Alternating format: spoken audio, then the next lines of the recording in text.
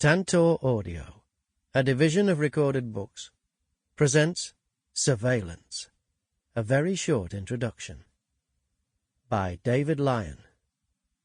Narrated by Mack. Chapter 1. Living with Surveillance. Surveillance is everywhere, and always on. Cameras watch you on the highway, in the shopping mall, and on the bus. More personally, your phone allows companies to track you as you move from one environment to another. In many workplaces, your employer knows exactly what you are doing and how well you are performing at any given moment. Others may know how well you are in health terms. During the COVID-19 global pandemic, many countries enhanced their public health data systems to try to track and slow the infection rates. Conducted appropriately, along with adequate testing, treatment, and care, such surveillance can save lives. Surveillance is part of everyday existence. For instance, few householders realize the contribution they make to wastewater surveillance. The pandemic prompted authorities to upgrade their routine testing of domestic sewage, which contains revealing genetic matter. Successive waves of COVID-19 are often recognized first, before contact tracing, by this method.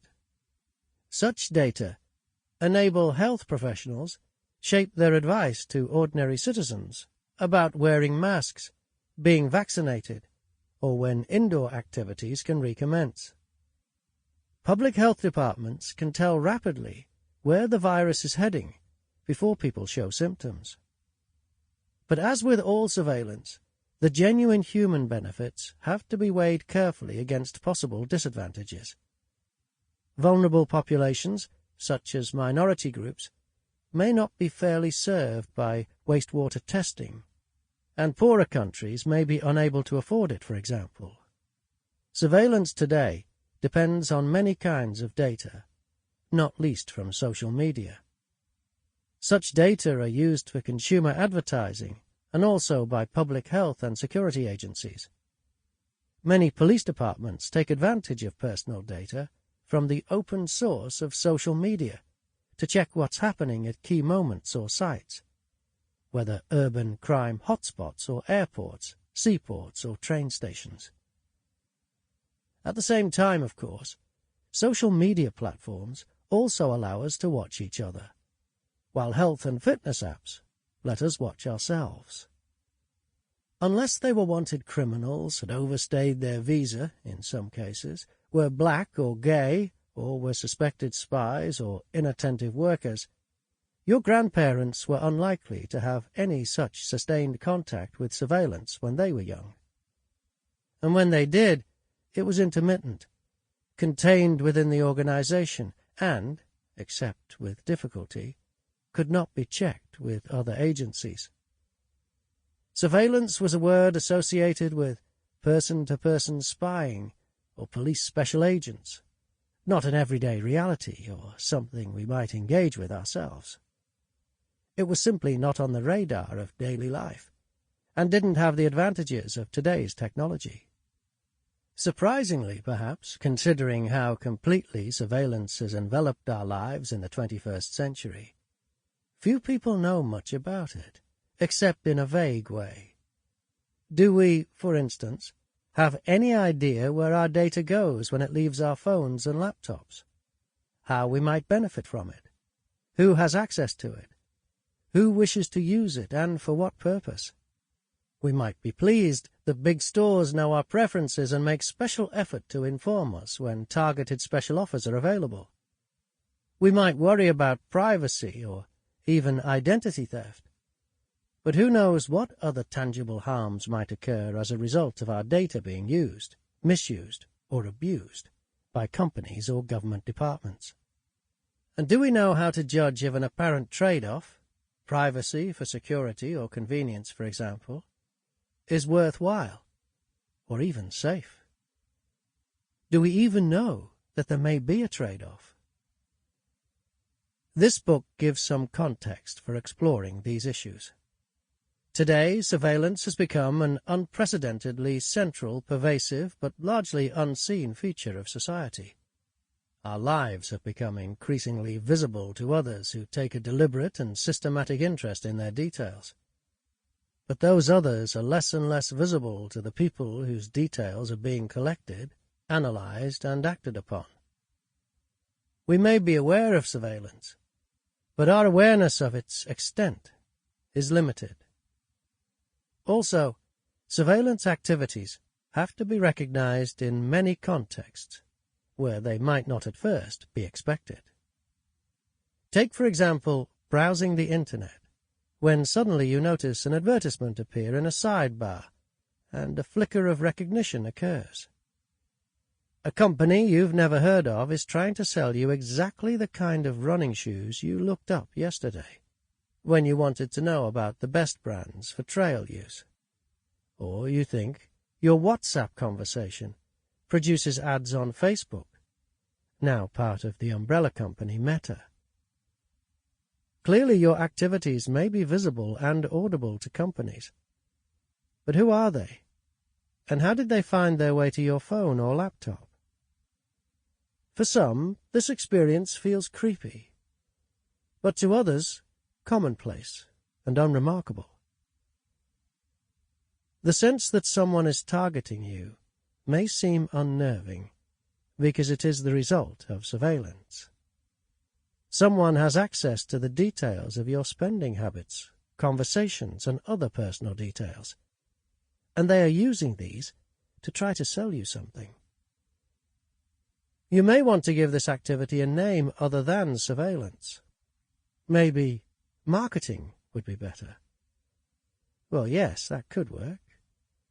But marketers still seek details of your spending habits, your identification data, your everyday contacts, your preferences and commitments, and your location and movements, so that they can inform and nudge and prod you towards certain products and purchases for profit. Such activities may not be seen as surveillance, not least because the surveillance aspects are not always obvious.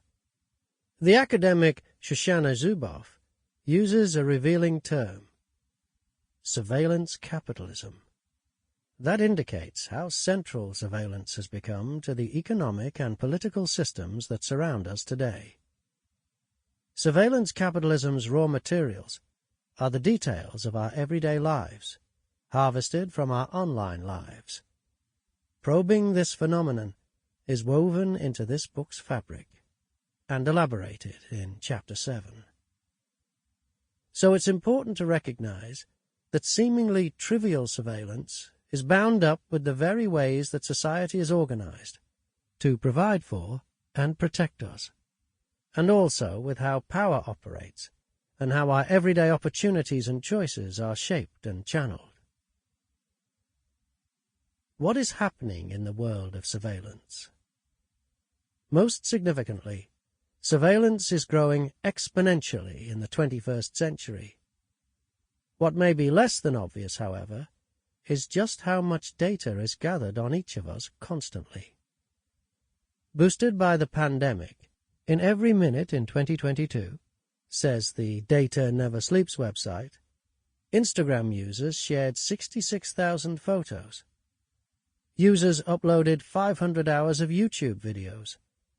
WhatsApp users shared 41,666,667 messages. Facebook users shared 1.7 million pieces of content. Snapchat users sent 2.43 million snaps, and 104,600 hours were spent in Zoom meetings. Not to mention WeChat, Weibo, Baidu, and other major Chinese platforms. Data from these are all recorded, the raw material of much surveillance. Assuredly, these figures will have mushroomed by the time you listen to this book, and the environmental consequences of such growth are also huge. By 2015, the data centers that power all kinds of digital services were responsible for 2% of greenhouse gas emissions, on a par with the aviation industry. That growth goes with other important trends listed here. Security is a major driver of surveillance, from local to global levels. Public and private surveillance agencies are increasingly intertwined, so it is hard to know where one ends and the other begins. What counts as private information is increasingly hard to define. Mobile and location surveillance is expanding, so that where you are at a given moment is often known and acted upon. Surveillance practices and processes are becoming globalized, even planetary. With the advent of the so-called Internet of Things, surveillance is embedded in everyday environments, such as homes, buildings, and vehicles. Surveillance often depends on data taken from our bodies by biometric technologies such as body scanners or voice print recognition. We interact more than ever with surveillance using platforms of the sharing economy and social media. Mutual surveillance, or social surveillance, using social media is growing constantly. 3 key issues run through this book. 1. Surveillance is an ambivalent practice. It offers great potential for human flourishing, as much can be discovered about how today's world works by scrutinizing the data produced by human presence and activities. At the same time, surveillance practices are always uncertain, because they may not adequately portray persons or populations fairly or appropriately. Surveillance inevitably has ethics and politics. Thus, 2. Persons deserve to be respected as such, which may give rise to concerns about privacy and related claims, such as data justice. And 3. As groups in the population are often consequentially classified using surveillance, we focus on processes of social sorting to grasp how surveillance works. Simply put, data are used to distinguish between one group and another, so that the groups can be treated differently. In the public health example, groups in certain geographical areas can benefit from early warnings from wastewater data. But because the techniques and technologies of surveillance are always sensitive, their origins and basic impulses have to be transparent. Surveillance makes us visible in particular ways, which is then how we are represented and treated. To seek privacy and data justice is to find fair ways of revealing, characterizing, and dealing with people. Chapter 2. Visible Lives, Invisible Watchers. What is surveillance? A dictionary might say, surveillance is close observation, especially of a suspect or criminal. But while surveillance includes such activity, this definition is much too specific and limited for today's digital world. At its simplest, surveillance is any attempt to find out about people in order to influence or manage them. More fully, surveillance is any routine, focused and systematic attention to personal details for purposes such as influence, management, protection, and control. However, these definitions describe surveillance from an operator perspective. We could also say that surveillance is the operation and experience of the collection, analysis, and use of personal data to shape choices or administer groups and populations. The experience of being surveilled may be positive when being watched by others is sought for the pleasure of performance. Many social media aficionados long to be looked at or even followed by others as a means of acquiring status, but it may also raise negative emotions if it is felt, for instance, that surveillance is intrusive or a tool for enforced conformity. Surveillance is about watching, as the word itself indicates. Surveillance is a French word, meaning watching over. It may be direct watching, as a police officer might watch a suspect on the street, or a lifeguard a swimmer in the waves, or even a video camera installed at traffic lights. But it may also be datafied, tracking travellers by their data trail, or, in political scientist James Scott's words, as seeing like a state. This means making citizens visible in particular ways, through, say, tax-paying or household data from a census, so that their activities can be monitored and managed. Indeed, while the word surveillance is rooted in watching and visibility, from early times it appeared in other modes. Think of eavesdropping, or checking written records, or even more obscurely, checking wastewater. Surveillance embraces a wide range of modes for making people and their activities visible, or for bringing them to the attention of others.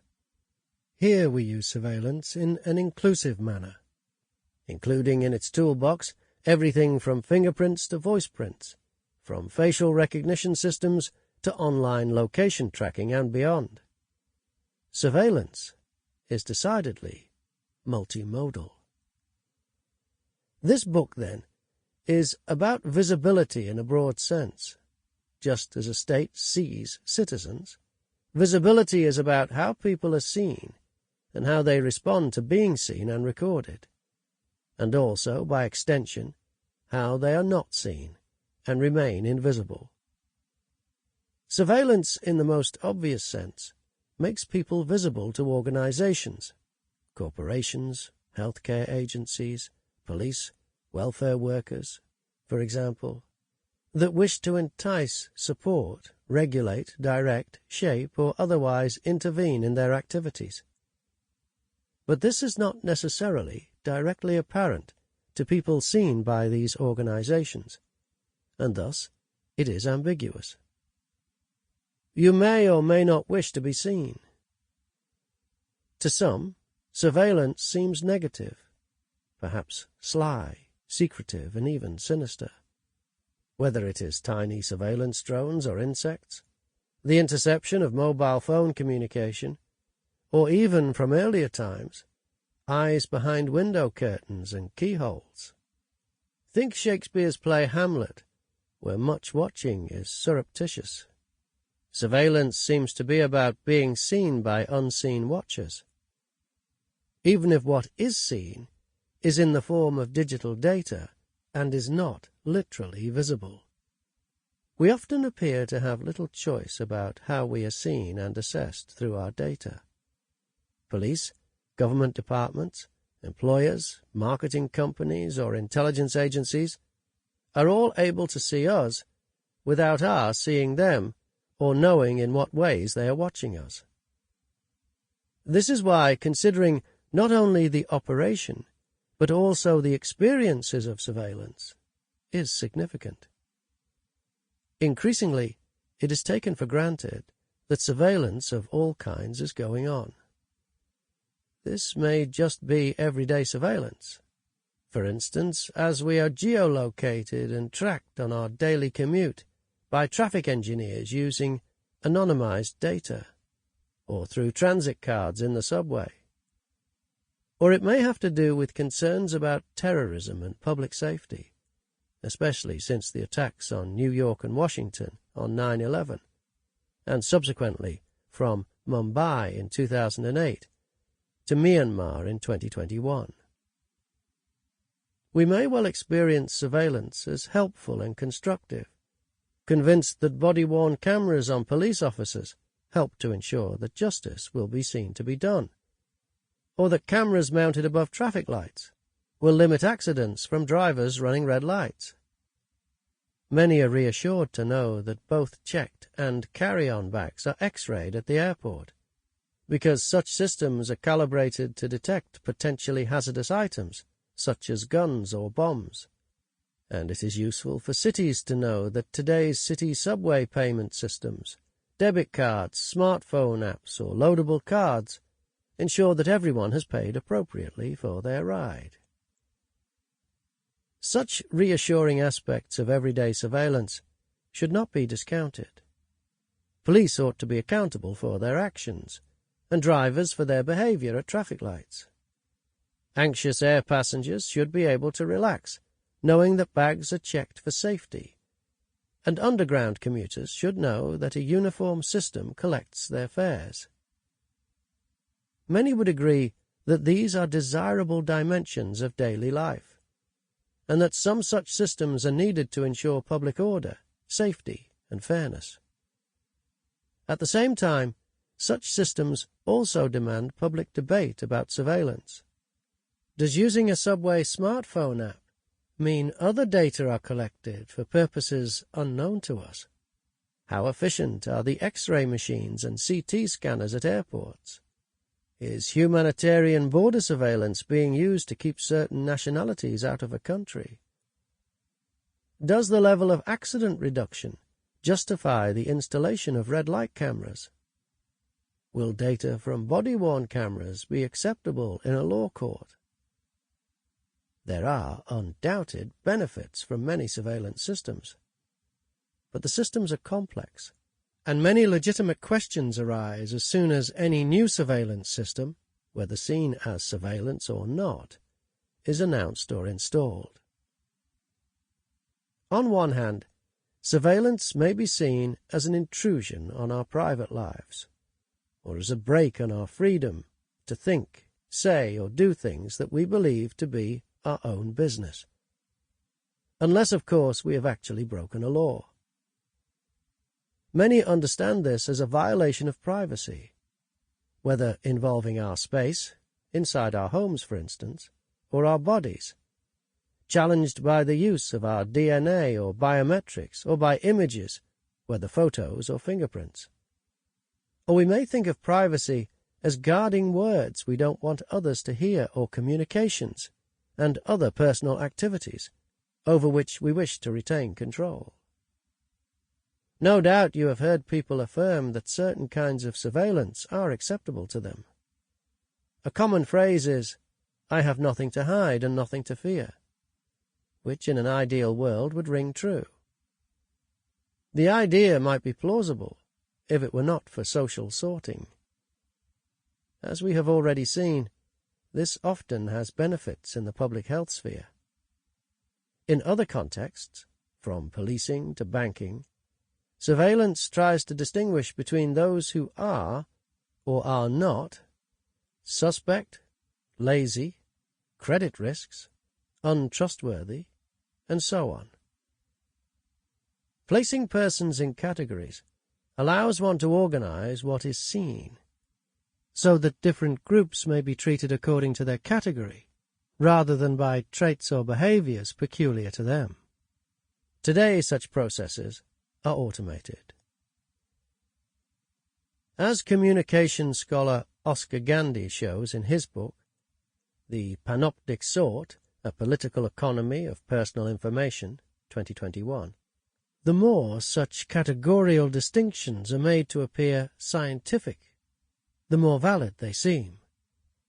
As he summarizes elsewhere, statistical discrimination occurs when an employer refuses to hire an African-American male because he is assumed to be ignorant, dishonest, lazy, or criminally inclined, on the basis of generally held and perhaps statistically validated, through inaccurate data, estimates of the distribution of those traits among African Americans. Thus, what might otherwise be seen as illegal racial discrimination is scientifically justified as legitimate and rational. When decisions are being made on the basis of data that you are unaware is being collected by opaque systems, the discrimination is harder to detect. You may have nothing to hide, but still have something to fear, or that will at least make you cautious. This is discussed more fully in Chapter 6. Data analysis vastly expands such techniques, and now massive amounts of available data, plus machine learning and artificial intelligence, AI, mean that classification is carried out by sophisticated algorithms. For instance, facial recognition involves complex technology and companies, not without controversy, use millions of images scraped from social media to offer their services to police and others to help trace wanted or missing individuals. Credit scoring provides further examples of computerized surveillance, as does smart or predictive policing, discussed further in Chapter 4. Add to this the ways that social media platforms have built-in methods for ranking and rating performances and personalities, and it becomes clear that such social sorting is not only complex in operation, but also consequential, for better or for worse, in outcomes for those classified. Nearly 6 billion people are active online globally. The world security agencies work together in global partnerships, and government administration runs on data amassed for multiple purposes. So surveillance is clearly not just an individual matter. Surveillance today is a global, if not a planetary issue, something human beings now experience and encounter in common. Our apparently private worries are actually shared in different ways on a large and public scale. So surveillance is a social, ethical, political, and economic issue, perhaps even a cultural, aesthetic, and spiritual one. When this is understood and acted on, it may help to produce shared strategies and solutions for confronting its difficulties and dilemmas. Surveillance today is easily misunderstood. The word often conjures up visions of powerful agencies keeping an unwelcome watch over us, intruding on our privacy and restricting our freedoms. Ask most people, and they will say that surveillance is a negative word. It recalls George Orwell's Big Brother, or a real-life dictator, breathing down our necks, making us feel nervous, anxious, threatened by forces we fear as much for their mysterious as for their menacing aspects. But it doesn't necessarily have to be this way. Surveillance, a complex story. Surveillance has antique roots, whether in Quan officials administering China's Shang dynasty almost 3,000 years ago, or Greek military espionage under Alexander the Great. The Hebrew scriptures note how watchers stand guard at the city gate or on the city wall, scanning for danger, monitoring movement, warning of attack, theft, or unusual behavior. The Christian New Testament tells of Jesus' parents obliged by an imperial Roman census to return to their hometown of Bethlehem to be enumerated. It was not until about the 16th century that surveillance began to affect people in more routine ways. Increasing population mobility from the 17th century in Europe, for example, prompted concerns about who had responsibility for the poor, producing investigations and interventions. More generally, as sociologist George Simmel observed, the figure of the stranger becomes more significant. Trust was challenged as, proportionally, face-to-face relationships gradually gave way to more fleeting encounters. Tokens of trust were needed, which by the 20th century appeared in the form of identification, driver's licenses, credit cards, and passports. These then became the basis for citizenship claims.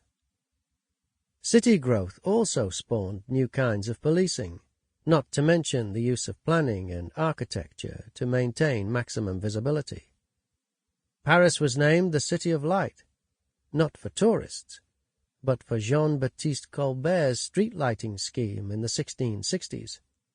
Just over 100 years later, in the 1790s, another design innovation was to have a lasting effect on prisons.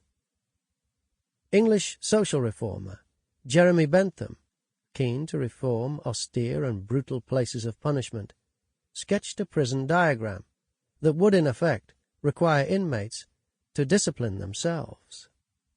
The panopticon, indicating an all-seeing place, was a multi-story prison design whose circular plan involved central Sample complete. Ready to continue?